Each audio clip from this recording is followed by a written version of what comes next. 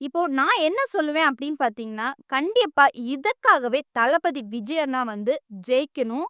2026ல முதலமைச்சரா வரணும். ஏன் விஜய் அண்ணா ஜெயிக்கணும் அப்படின்னு நான் சொல்றேன் அப்படின்னு பார்த்தீங்கன்னா, எங்க பார்த்தாலும் ஊழல், ஊழல். இப்போ நான் ஒண்ணு சொல்ல விரும்புறேன். என்ன அப்படின்னு பார்த்தீங்கன்னா, எல்லாரும் இலவசத்த நம்பி ஓட்டு போடாதீங்க. ஜனநாயக முறைப்படி ஓட்டு போட ஆரம்பிங்க. இப்போ உங்களுக்கு இலவசமா ஒரு அமௌண்ட் தருவாங்க.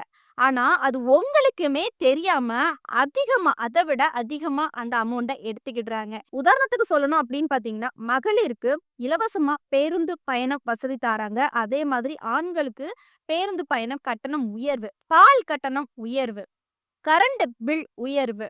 அடுத்தது டாஸ்மாக் பிரியர்களுக்கு புரிஞ்சிருக்கும். அதுவுமே விலை உயர்வு. ஹைஸ் நான் ஜெசானா.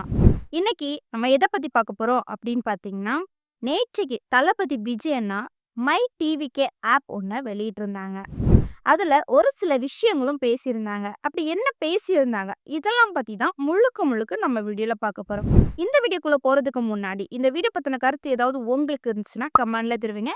ஏன்னா உங்களுடைய கமெண்ட்ட பார்த்துட்டு நாங்க நெக்ஸ்ட் வீடியோ இன்னும் பெஸ்ட்டா எடுக்கிறதுக்கு யூஸ்ஃபுல்லா இருக்கும். வாங்க வீடியோக்குள்ள போய் பார்த்து தெரிஞ்சுக்கலாம்.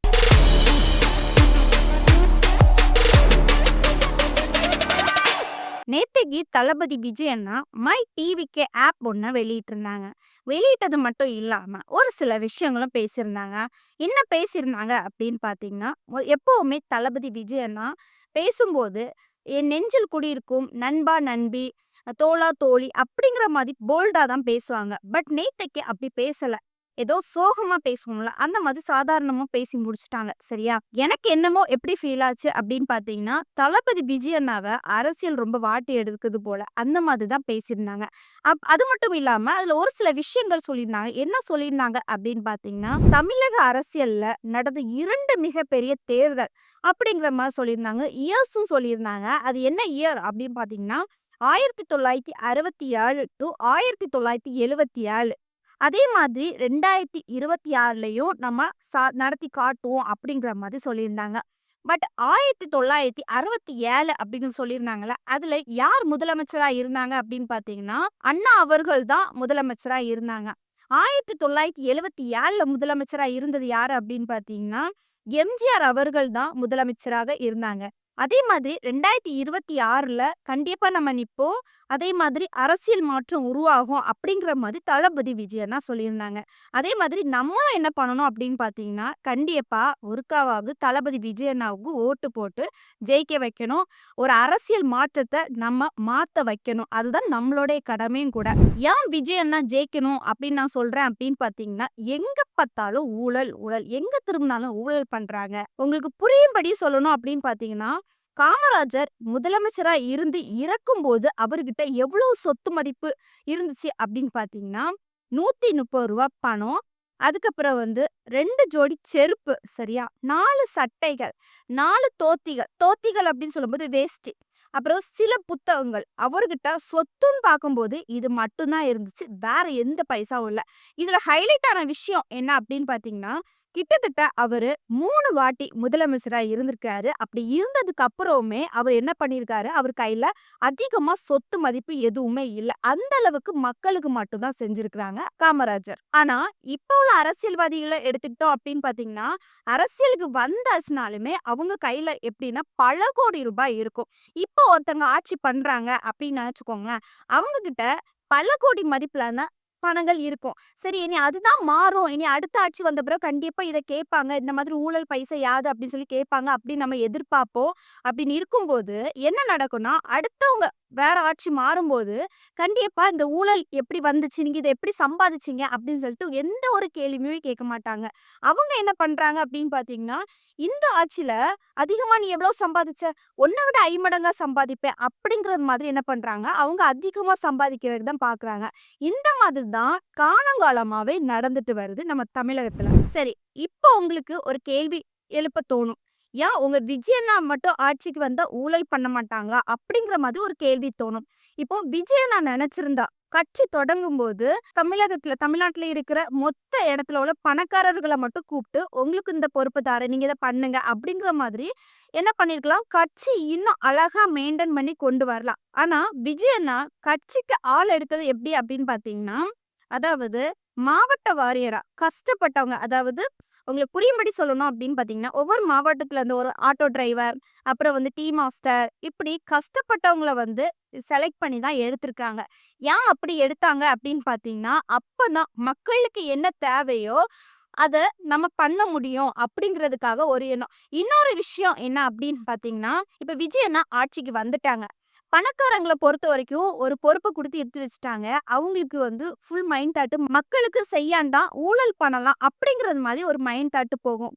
இப்போ இந்த மாதிரி கஷ்டப்பட்ட ஃபேமிலிஸ் அவங்கள எதனால ஒரு பொறுப்பு குடுத்து நிறுத்தி வச்சிருக்காங்க அப்படின்னு பாத்தீங்கன்னா, இப்ப விஜய் அண்ணா ஆட்சியில இருக்கும்போது, விஜய் அண்ணா மக்களுக்கு இந்த மாதிரி செய்யுங்க, இப்படி பண்ணலாம் அப்படின்னு ஒரு ஐடியா குடுக்கும்போது, இவங்களும் கஷ்டப்பட்டவங்க. அப்ப மக்களுக்கு என்ன தேவை இவங்களுக்கும் புரியும். அப்ப மக்களுக்கு செய்யணும் அப்படின்னு ஒரு எண்ணம் வரும். நம்ம இந்த ஒரு பொறுப்புல இருக்கோம். இந்த மாதிரி ஊழல் பண்ணக்கூடாது. அடுத்தவங்க காசு ஆசைப்பட மாட்டாங்க.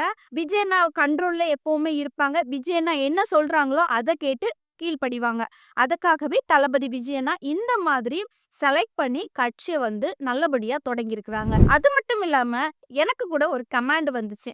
விஜய் 200 கோடி ரூபாய் விட்டுட்டு 2000 கோடி ரூபாய் சம்பாதிக்கிறதுக்காக அரசியலுக்கு வந்திருக்காரு அப்படிங்கிற மாதிரி ஒரு கமாண்ட் வந்துச்சு. இப்போ நான் என்ன சொல்ல வரேன் அப்படின்னு பாத்தீங்கன்னா, விஜய் நான் நினைச்சா ஒரு படத்துக்கு 200 கோடி ரூபாய் சம்பாதிக்க முடியும். இதே 2 வருஷத்துக்கு அப்படின்னு பார்க்கும்போது அவங்களால 2000 கோடி ரூபாய் சம்பாதிக்க முடியும். அவங்க நினைச்சா ஒரு வருஷத்துல 3 படம் நடிக்கிறதுக்கு தெம்பு இருக்கு. அதனால விஜய் என்ன நினைச்சா 2 வருஷத்துலயே 2000 கோடி ரூபாய் அவங்களால சம்பாதிக்க முடியும். இதுக்காக அரசியலுக்கு வந்துதான் 2000 கோடி ரூபாய் சம்பாதிக்கணும் அப்படின்னு ஒரு எண்ணம் கிடையாது. இப்போ விஜய் அண்ணா இதெல்லாம் விட்டுக்கிட்டு எதுக்கு அரசியலுக்கு வராங்க அப்படின்னு பாத்தீங்கன்னா, மக்களுக்கு நல்லது நடக்கணும், மக்களுக்கு செய்யணும் அப்படிங்கிற ஒரு எண்ணத்துக்காக, ஒரு நல்ல எண்ணத்துக்காக தான் அரசியலுக்கு வந்திருக்காங்க. பட் இந்த மாதிரி இருக்கிறவங்களுக்கு நம்ம என்ன பண்ணணும் அப்படின்னு பாத்தீங்கன்னா, சப்போர்ட் பண்ணணும், மேல தூக்கி தான் விடணும். இந்த மாதிரி சப்போர்ட் பண்ணாட்டாலும் விடுங்க.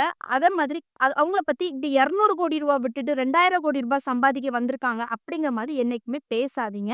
இப்போ நான் ஒண்ணு சொல்ல விரும்புறேன். என்ன அப்படின்னு பாத்தீங்கன்னா, எல்லாரும் இலவசத்தை நம்பி ஓட்டு போடாதீங்க. ஜனநாயக முறைப்படி ஓட்டு போட ஆரம்பிங்க. இப்போ உங்களுக்கு இலவசமா ஒரு அமௌண்ட் தருவாங்க. ஆனா அது உங்களுக்குமே தெரியாம அதை விட அதிகமா அந்த அமௌண்ட எடுத்துக்கிடுறாங்க. உதாரணத்துக்கு சொல்லணும் அப்படின்னு பாத்தீங்கன்னா, மகளிருக்கு இலவசமா பேருந்து பயணம் வசதி தராங்க. அதே மாதிரி ஆண்களுக்கு பேருந்து பயணம் கட்டணம் உயர்வு, பால் கட்டணம் உயர்வு, கரண்ட் பில் உயர்வு, அப்புறம் கேஸ், எல்லாரும் பயன்படுத்துற கேஸ் அது கட்டணம் உயர்வு. அடுத்தது டாஸ்மாக் பிரியர்களுக்கு புரிஞ்சிருக்கும், அதுவுமே விலை உயர்வு. இன்னொன்னு என்ன அப்படின்னு பாத்தீங்கன்னா, பெட்ரோல் விலை உயர்வு. உங்களுக்கு ஒரு கேள்வி தோணலாம், பெட்ரோல் விலை உயர்வு சொல்றீங்களா, எங்கள்ட்ட தான் வண்டி கிடையாது, நாங்க யூஸ் பண்ண மாட்டோம், அதனால எங்களுக்கு பிரச்சனை இல்லை அப்படிங்கிற மாதிரி ஒரு கேள்வி தோணலாம். பட் இருந்தாலுமே இந்த பெட்ரோல் விலைவாசிகள் உயர்றதுனால நம்ம பயன்படுத்துற பொருட்கள், உணவுப் பொருட்கள் விலைவாசிகள் உயர்கிறது. எப்படி அப்படின்னு பாத்தீங்கன்னா, இப்ப பெட்ரோல் சொல்லும்போது விலை உயர்வா இருக்குது. நம்ம யூஸ் பண்ற பொருட்கள் எங்க இருந்து வருது அப்படின்னு பாத்தீங்கன்னா, வேற இடங்கள்ல இருந்து டிராவல் பண்ணி தான் என்ன ஆகுது, அந்த பொருட்கள் வருது. அப்போ என்ன ஆகுதுன்னா, அந்த பொருட்கள்ல பில்லிங்ல என்ன பண்ணுவாங்கன்னா, அந்த பெட்ரோல் சார்ஜ் எல்லாமே, டிராவலிங் சார்ஜ் எல்லாமே போட்டு தான் நமக்கு அந்த உணவு பொருட்கள் நம்ம வாங்குறோம். இதுல என்ன ஆகுது அப்படின்னு பாத்தீங்கன்னா, 10 ரூபாய்க்கு அரிசி வாங்குறோம் அப்படின்னு பாத்தீங்கன்னா, அது 15 ரூபாயாட்டு விலை உயர்கிறது. இதனால நமக்கு தெரியாமலே கவர்மெண்ட் ஒரு கொஞ்சம் அமௌண்ட்டை கண்ணில் காமிச்சுக்கிட்டு அதிகமா நம்மள்ட்ட இருந்து எடுக்கிறாங்க. இதுல இருந்து நான் என்ன சொல்ல வரேன் அப்படின்னு பாத்தீங்கன்னா, ஒருத்தங்க இலவசமா தாராங்க அப்படிங்கறது மாதிரி இலவசத்தை நம்பி போவாதீங்க. ஜனநாயக முறைப்படி நடங்க. அதே மாதிரி ஓட்டு போடுங்க. ஒருக்காவது தளபதி விஜய் அண்ணாவுக்கு ஓட்டு போடுங்க. ஓட்டு போட்டு நெக்ஸ்ட் சிஎம்மா அவங்கள மாத்துவோம். அதுக்கப்புறம் அவங்க என்ன பண்றாங்க அப்படிங்கிற மாதிரி நம்மளும் பாத்துக்கலாம்ல. நேத்தைக்கு தளபதி விஜய் அண்ணா மை டிவிக்கு ஆப் ஒண்ணு வெளியிட்டு இருந்தாங்க. கண்டிப்பா எல்லாரும் அந்த ஆப்பை டவுன்லோட் பண்ணுங்க. டவுன்லோட் பண்ணி உங்க மொபைல் நம்பரை கொடுங்க, அப்புறம் ஓட்டு ஐடி கொடுங்க, அந்த உறுப்பினர் கார்டுல கண்டிப்பா சேருங்க.